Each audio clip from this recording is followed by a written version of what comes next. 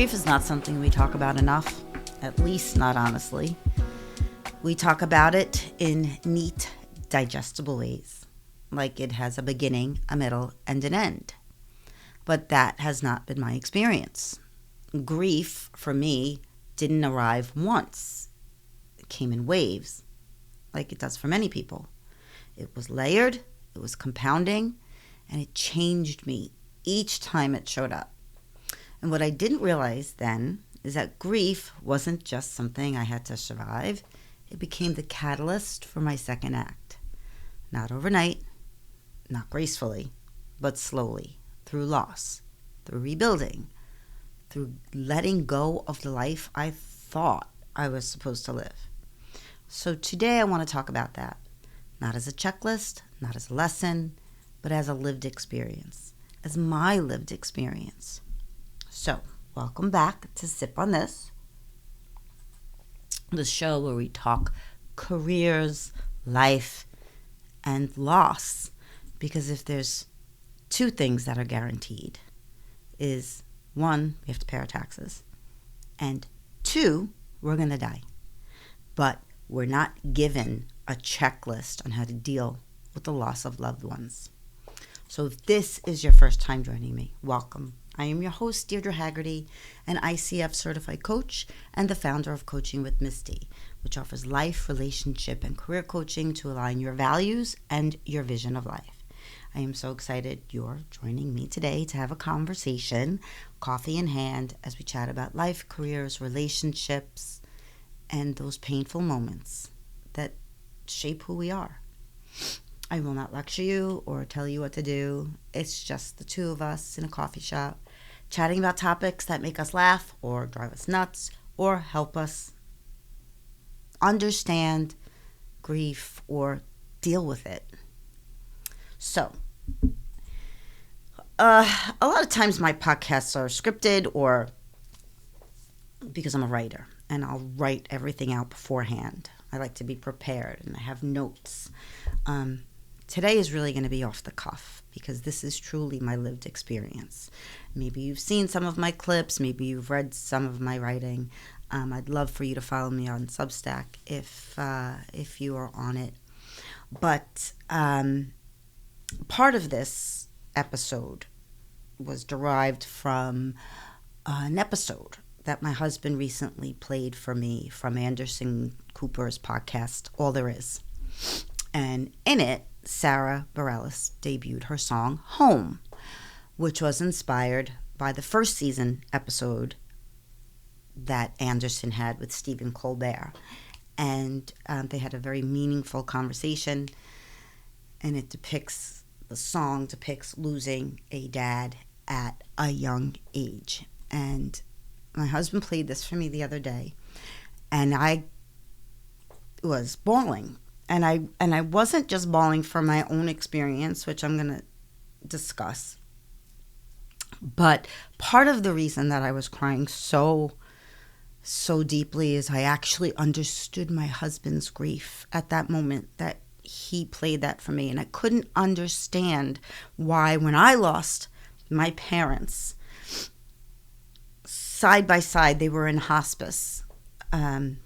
My father died of pancreatic cancer. This was 8 years ago in October of 2018.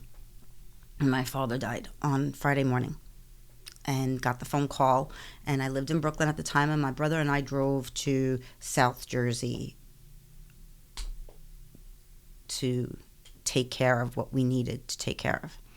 And at the same time, my mother was in hospice, and she was succumbing to Alzheimer's. And they were fairly young, although my mother lived longer than a lot of people in her family. My father was 77 when he passed, and my mother had just turned 80. And my mother was the hospice doctor told us that she didn't have much longer to live, and subsequently she died on Sunday morning. And I was there for that. And I'm going to touch more about that whole situation. But for a long time after that, even though I was an adult, I felt orphaned. And I was in a lot of pain. And my husband wasn't there for me. And he was for what he could be. And I didn't understand. And this goes back to that song. And I'm watching Anderson listen to the song for the first time. And I'm looking at my husband. And for the first time, I understood why my husband couldn't be there for me. Because he lost his father when he was 9 years old. And he was the oldest of 3 and took on a lot of responsibility in his family at a very young age. And he didn't grieve, and he didn't have people to help him with that. And he didn't know how to. And I got it. And I really understood that people display grief differently. Now, as a coach, I understand that. I know the 7 stages of grief. I majored in psychology in college. I get it. It's different to learn about it than it is to live it. Because just because there's stages, we all don't experience them the same way. So when I heard that song, I understood my husband's loss. And it was a real moment for me to get rid of that anger that I had inside of me for 8 years. And if you haven't seen the episode, I really suggest you watch that podcast episode, listen to it, because if you're dealing with any kind of grief, it is extremely helpful. So, back to my experience, because that was my husband's experience. You know, people remember different things as they're losing someone, because their loss is different than yours. And that was really evident when my brother and I were talking about that moment when my mother died. So this is hard for me, to be this vulnerable, to be real. That's what I talk about being authentic. I was listening to another podcast episode with Mel and Robbins, and she had, I don't remember this man's name on. It was recent, Ted Nugent, and he said he doesn't like that word authentic because it's like a made up internet word. And I said, no. He said, it just be consistent. Yeah, consistency is important, but for me, they're 2 completely different things. Because when I say authentic, I mean real, and I mean vulnerable. And so when I say that at the end of all of my episodes, I am being authentic. And today I'm being truly authentic because I'm being vulnerable. So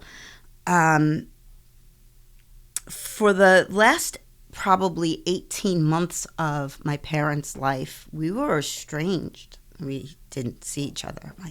My father was mad at me.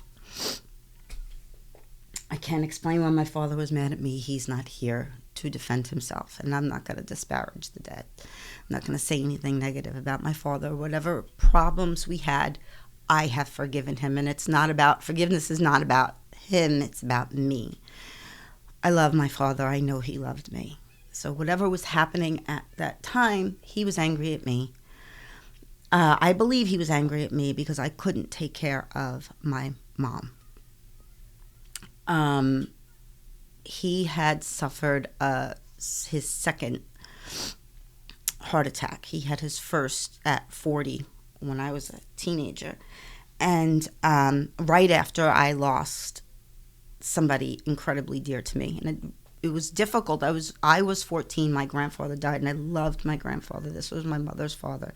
I loved him dearly, and it was my first time dealing with death. A year later, his wife died, my grandmother died, and again, I love them both so much, and I never really understood my grief. As I got older, I did. I got married. If you know anything about me, we got married very young, and a few days after my 1-year wedding anniversary, when I was 22, my best friend was 21. She died in a car accident. And again, it was unbelievable. And maybe I buried it. I was newly married, just beginning life, just went on with my life. Well, that's what we're supposed to do, right? Just go on with our lives. But never a day went by that I didn't think about her or my grandparents. Never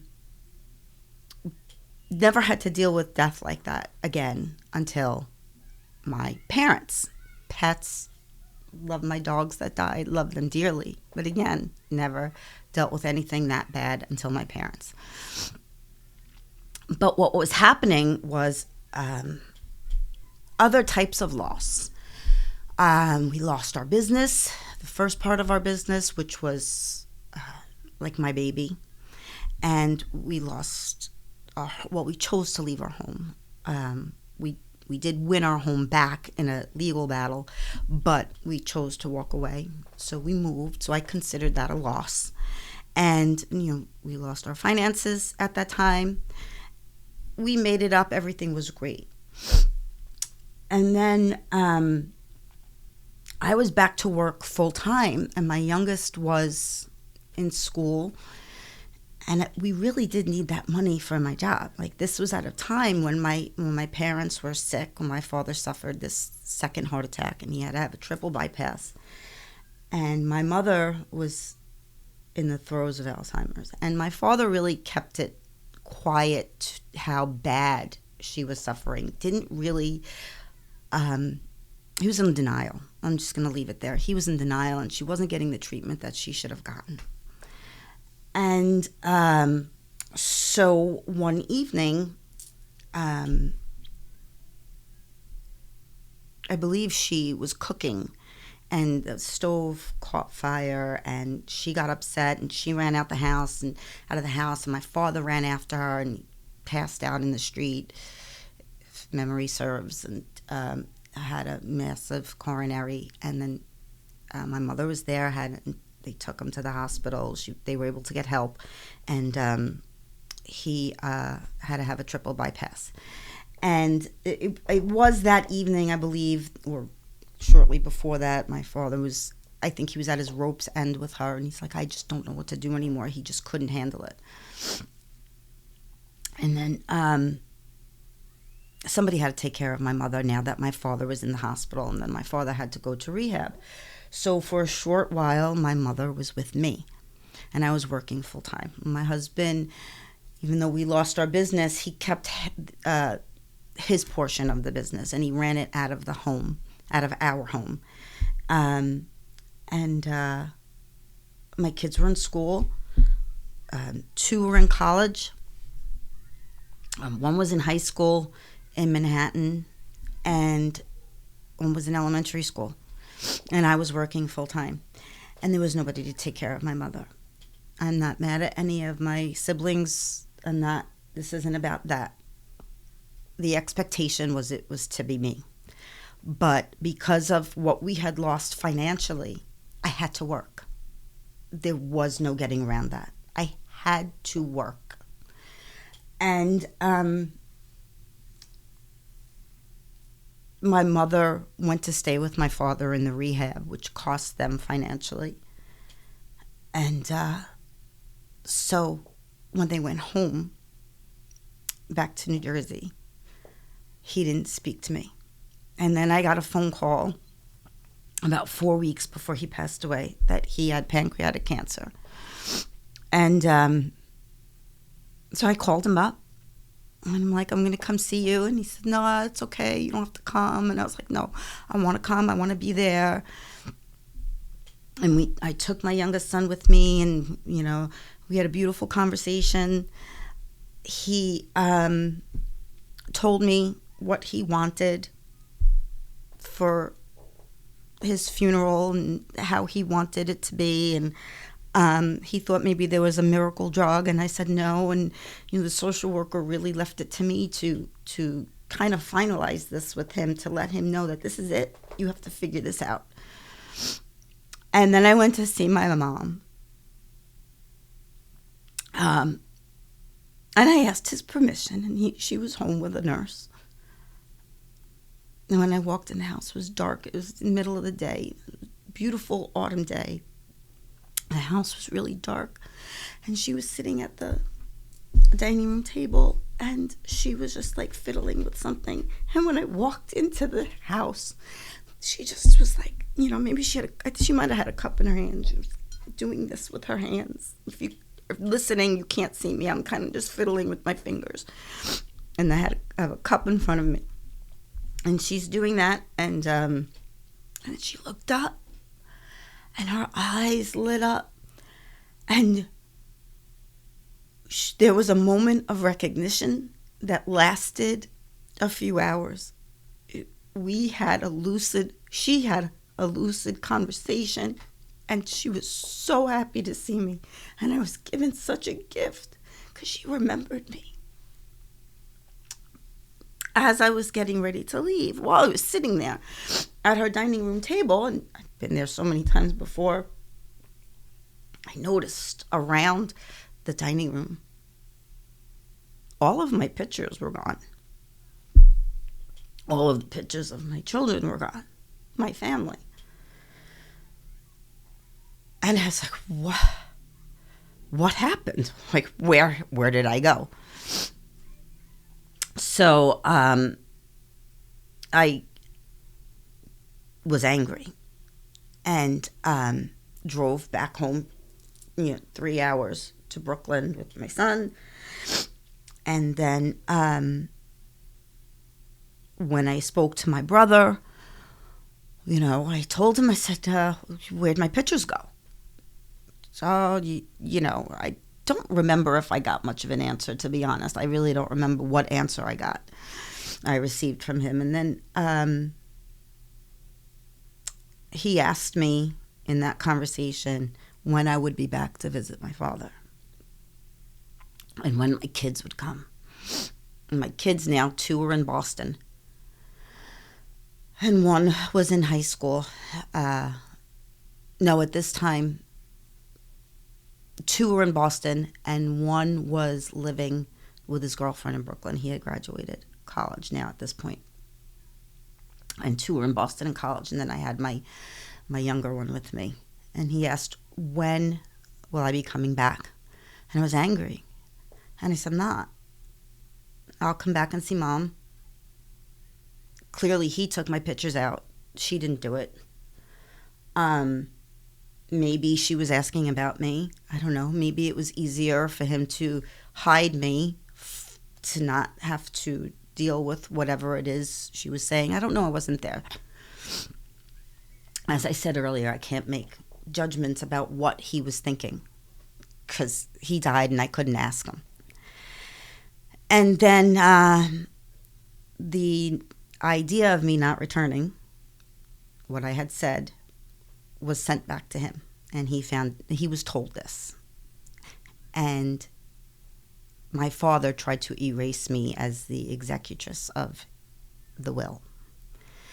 And he couldn't do it because he couldn't change my mother's will because she was not of sound mind any longer.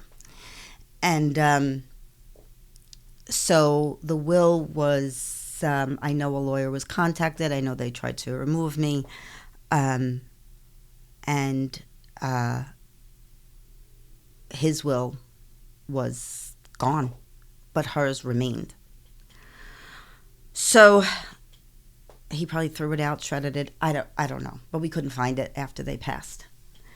And not that I was getting money anyway. That's not the point. But he was just trying to do whatever he had left to do to finish what I thought in my mind this was part of my loss, as my erasing from existence. This is what I felt. And I didn't know all of this until after he died. And then I got a phone call. He had passed away 5:30 in the morning. So I could think I got the phone call around 7 a.m. So my younger brother came to pick me up. And we drove to New Jersey and took care of the arrangements. And that's when we were told that my mother was passing. She didn't have long to live.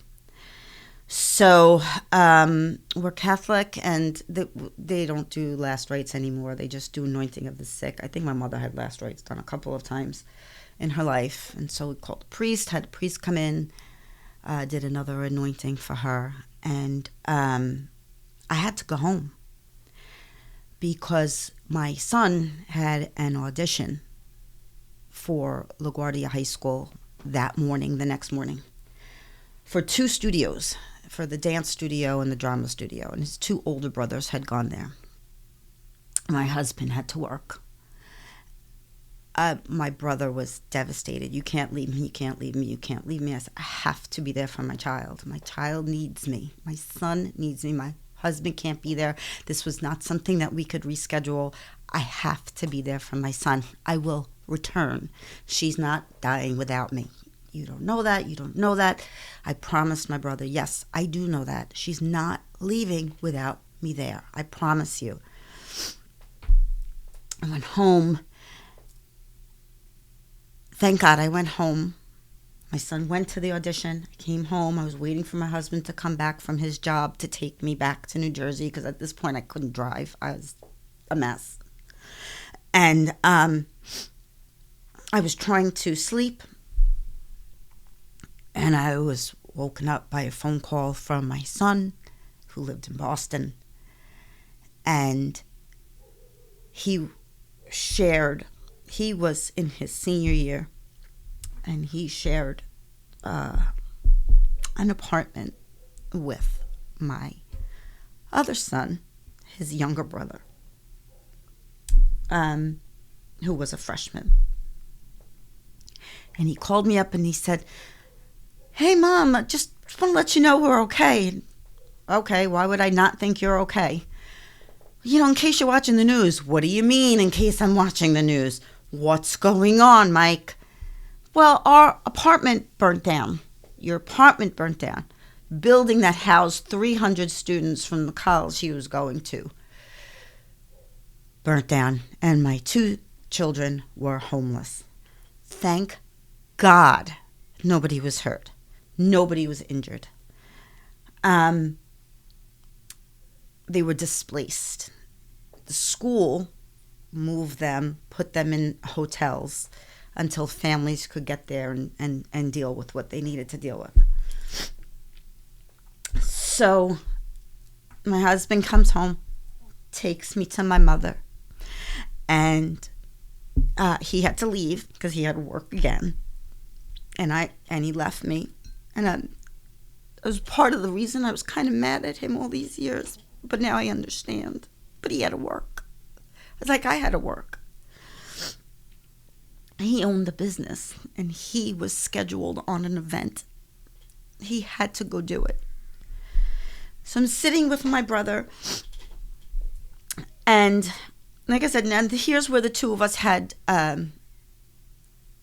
different ideas of what happened that morning and remembered things so differently. And I think it was what we were focused on. Because he was telling me recently that when they gave my mother, when they were cleaning her, they gave her an enema. I don't remember that. And that's what caused her heart attack. And that's why she died. I don't remember that. I don't think that's not where I was focused. It could have been for many different reasons. Thinking about my kids. I didn't sleep for more than 24 hours. It was a lot of different reasons why. But what I do recall is sitting there. My brother was to my right, and I was facing him, and behind us is a window.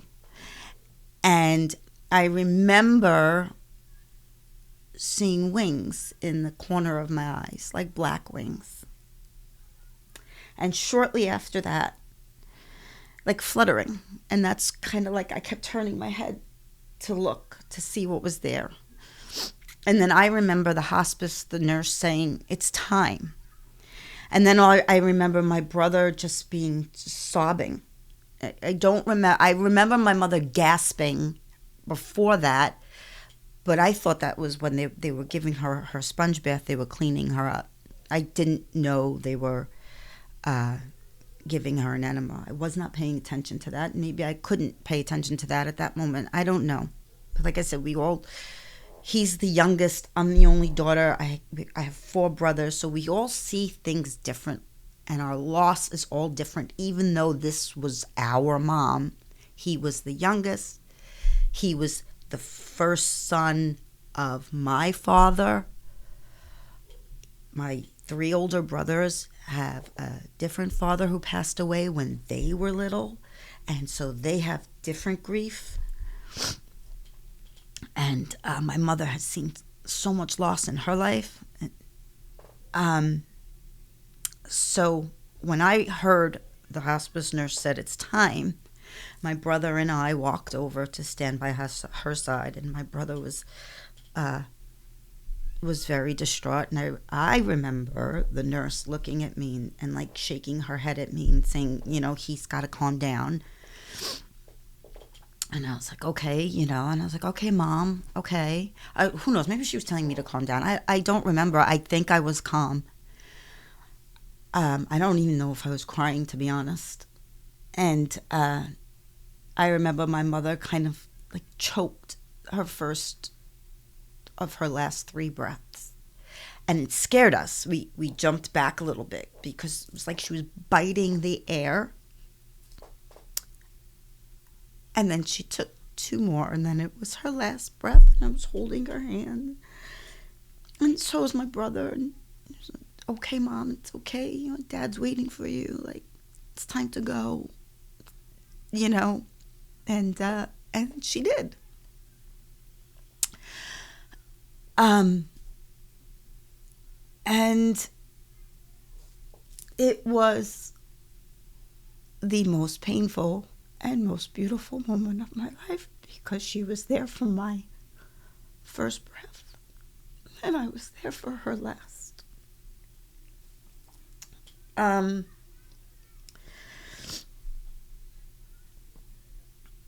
So that was 8 years ago. A year after that, or 9 months after, no, that was October. The following September, 11 months, my niece died. That is not my story, so I'm not going to repeat that here. But it was very painful for our family, and for my brother and my sister-in-law. And then a year after that, one of my older brothers died. And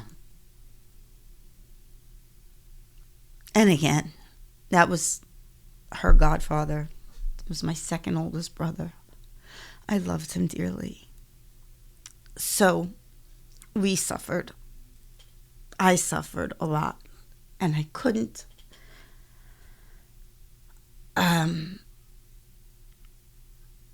I didn't know what to do. I went to therapy. I did a lot of stupid things. I lost friends.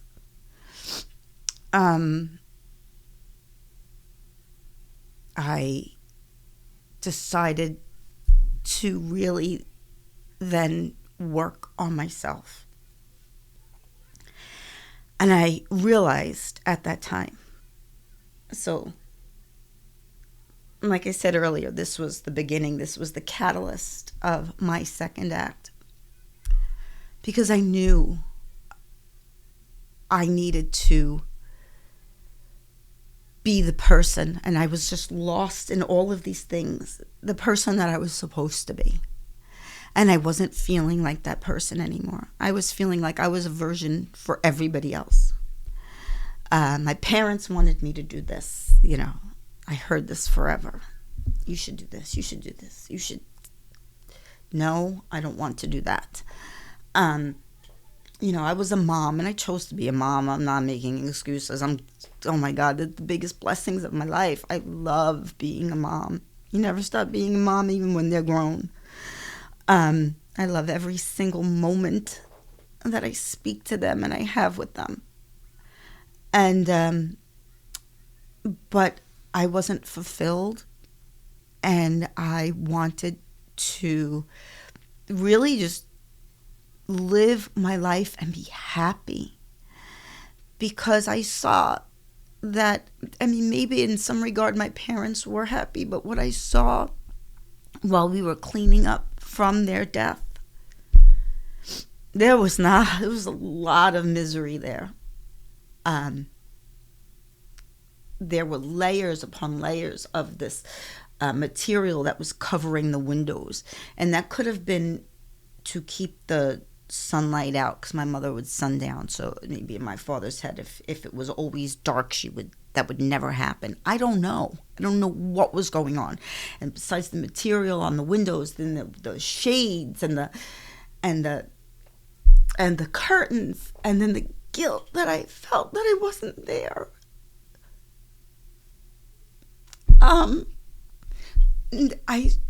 I started doing the walk for Alzheimer's, and I volunteered for hospice care, but it just was. It was different. It was about me understanding that I have to, one, forgive my father, which I have. That he didn't understand how to be a dad. He was learning. He's human. And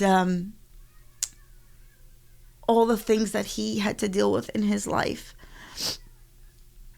And if you believe in the afterlife, and if you believe in getting messages from the people who've moved on, I believe I have gotten the most messages from him. I know he loved me. I just don't think he knew how to show it. I know my mom loved me. And I knew they wouldn't want me to be this upset. They would want me to be the best version of me. And so that's what I have sought to do now for these, how many years that I've been, I went and got my master's degree and in English. And then I got certified to coach, and I left a career that I was just not happy in, and I really did work on myself. And wherever that work takes me, wherever the certificates and the degrees, and it doesn't matter, as long as every day is just lived to the fullest, to the happiest, because nobody's making me happy. Nobody else is making me happy. I love my husband to death. He's not making me happy. I love my children. They're not making me happy. Nobody's making me happy but me. Only me. And so even though today I'm teary and I'm crying because it's sad. I still love them. I remember them. It's hard to talk about this, but I do it because I want to help somebody. And I think, if I'm touching you and if I'm reaching you, hopefully I want you to understand you are not alone. You didn't do anything wrong. All of these things that I was explaining about how I felt, it's just what we go through. There's the denial. This isn't happening. The shock, you're numb,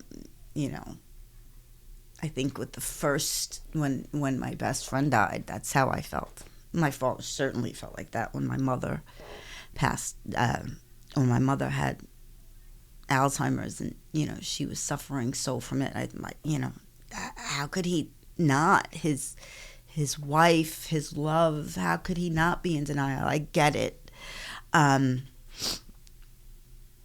It protected him from full emotional impact, even though it just sped her disease up because she wasn't being treated for it. Anger, yeah, man, I had anger. Anger isn't. I had more anger though toward myself I had such anger toward myself. I didn't want to die. I didn't want to hurt myself like that. But I was sabotaging myself in every way possible. And I didn't care because I was angry. I was just angry. I was angry at people. I was angry at circumstances. I was angry at my father. I was angry at my father. Why did this happen? Why did you do this to her? And that's where the suppressed emotions, that's where they surface, that's where they come up. And I was lashing out at other people, and I was lashing out at my husband. I was angry at my husband. Didn't understand. How could I understand when he couldn't explain it to me? And then there's bargaining, and there was, I don't think I ever went through the bargaining of if I did. I mean, I definitely said, well, if I would have done this better, and if I would have done this better, and,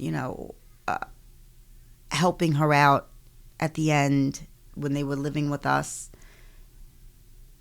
when she was living with me for a little bit. But I know she forgave me for not being there. I think she would have totally understood being a mom and what I was going through if she was in her right mind, if she wasn't suffering Alzheimer's. She would have said, no, Deirdre, you go take care of your family. Like, that was her voice. Like, when I'm talking to myself and I'm talking myself into doing things, it's her voice I hear guiding me and pushing me forward. So I know that. So I didn't really bargain, or maybe I did, what if, replaying the scenarios, but that's just trying to regain control, and that's where the guilt lived. And I don't have that guilt anymore, but oh, did I feel guilt. I could not even express to anybody what I expressed today. Sadness and withdrawal, yeah, maybe I had some of that. Depression, I definitely had sadness. I had moments of withdrawal. I would fight with my husband and just lock myself in the bedroom and stay there. I didn't want to deal with anybody. And then it was my loss of identity. And that's when I decided, no, this is not who I am, and this is not who my parents would want me to be.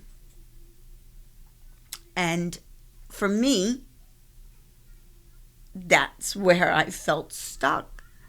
And that's where a lot of women, this all started in my late 40s. They died when I was 50. And, now I'm 58. And this is why I want to help people, because it might not be loss of family, death, could be divorce, empty nest syndrome. There's a lot of different ways that are going to make you feel stuck, and it's loss. And then there's the acceptance. You're not okay with it, but you're going to accept it. You're acknowledging the reality, and you rebuild, reframe, redefine. And I think that's what happened with my husband. He just accepted it and moved on with his life. So when I was having these intense, incredible emotion, he couldn't deal with it. He didn't know how to deal with it because that was not his lived experience. And when he played me that video of Anderson Cooper listening to the song, I got it. And these stages, I just want you to know that these stages, they're not linear. You're going to revisit them sometimes years later, and sometimes something very, very small can trigger it. And as I near the end of my sad story, I just want you to know that I'm not sad anymore. I cried, but I cried because I love them, and it really is a sad story. And I love myself now. And I am happy. I am truly happy. And it's not other people who are making me happy. It could be just sitting on my couch reading my book with my dog, just going for a walk and just being. I'm happy to be here. And I'm happy my parents brought me here. I am not who I was. My loss started my second act. My grief built it. So, now I'm going to the part I wrote. This is the part people don't always say out loud. Grief changes you. I should have brought tissues in for this one. You don't go back to who you were before. And you're not meant to. In my experience, you're not meant to. Like I said earlier, everyone's experience is going to be different. Because somewhere in that unraveling that could feel like insanity, there's also an awakening. Grief didn't just take things away. It stripped away what was no longer aligned. It stripped away parts of me that I wasn't happy with. It forced me to rebuild intentionally, honestly, and on my terms. And that's my second act. Not a fresh start, but a becoming. And if you're in the season of loss right now, please know this. You may not see it yet. You may not feel it yet. But there is something on the other side of this. I promise you. Even if it's just you waiting to hold you, there is something on the other side of this. And one day, you may look back and you may realize this wasn't the end of your story. It was just the beginning of a new one. Sip on that. Please don't forget to give a like or subscribe. I know some people on YouTube give the thumbs down. I see them. Other people can't see them because something may be too painful to watch, or maybe you don't like it, or whatever. It can't be everybody's cup of tea. But if you did like it, please give a like. Please subscribe to Sip on This on YouTube, Spotify, Apple Podcasts, iHeartRadio, and Substack. I love Substack. It's my new favorite. And join me at Coaching with Miss D. If you're suffering, you would like to do some coaching. You can see I have some tools on there. You can look up my coaching prices and other resources. And you can even schedule a free discovery call. Until next time, keep sipping. Get some tissues, please. Keep growing. And remember to live your life as your authentic self. Your version, no one else.